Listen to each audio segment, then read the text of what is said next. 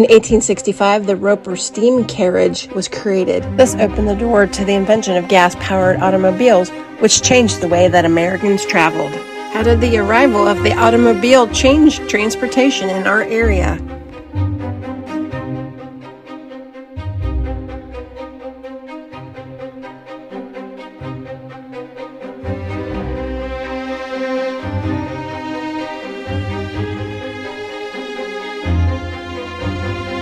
Part 4. Automobiles.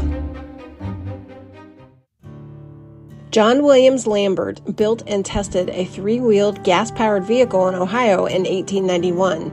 But the Duryea brothers debuted their vehicle in 1893, and this led to the creation of the first company to manufacture gas-powered automobiles. In 1900, the first gas-powered vehicle arrived in Milford, a 1900 Elmore from the Elmore Manufacturing Company of Clyde, Ohio. In 1901, Ransom E. Olds debuted his curved dash Oldsmobile, which heralded the first mass-produced car built on an assembly line. In 1903, the Special Motor Car Company opened at 640 Main Street. They rolled out cars under the Queen City Special Motor Line.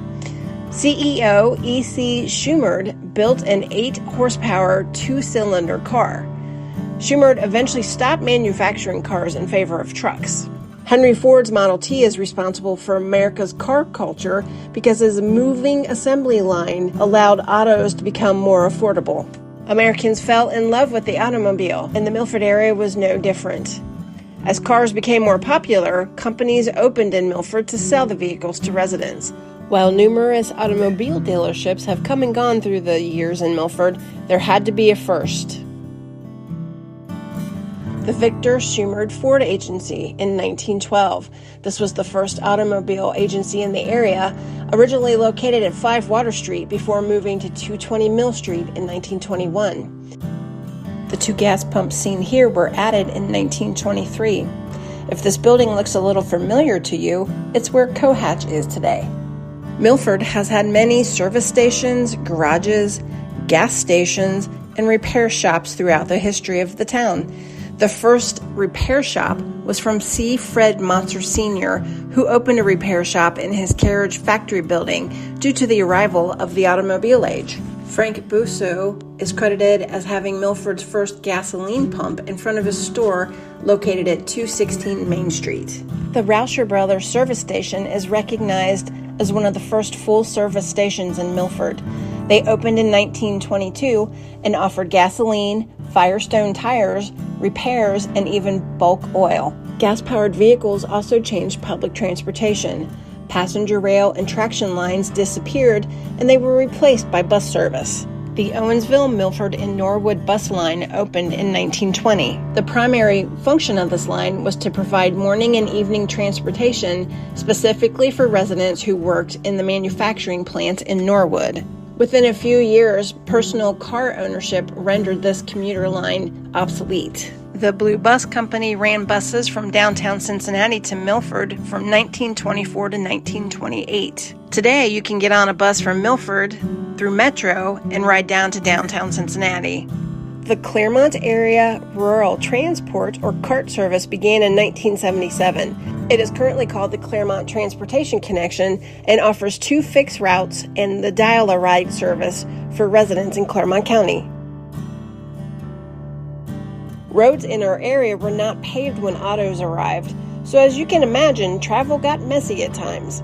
After the flood in 1913, infrastructure projects began to improve roads in the area. Check out part 2 in our series to hear the complete history of roads, turnpikes, and bridges in our area. We need to revisit this topic again to talk about how the arrival of the automobile meant improvements were needed for existing roads and the creation of Interstate 275 to handle traffic and improve drive times for people traveling by car. Tar and chips became common road surfaces in the 1920s. In 1936, the state of Ohio widened and rebuilt Main Street with cement. The county and state began to improve major routes by paving. Post-World War II roads were built with reinforced concrete bases with asphalt overlays. Because of increased traffic, State Route 28 was one of the earliest roads targeted for concrete widening.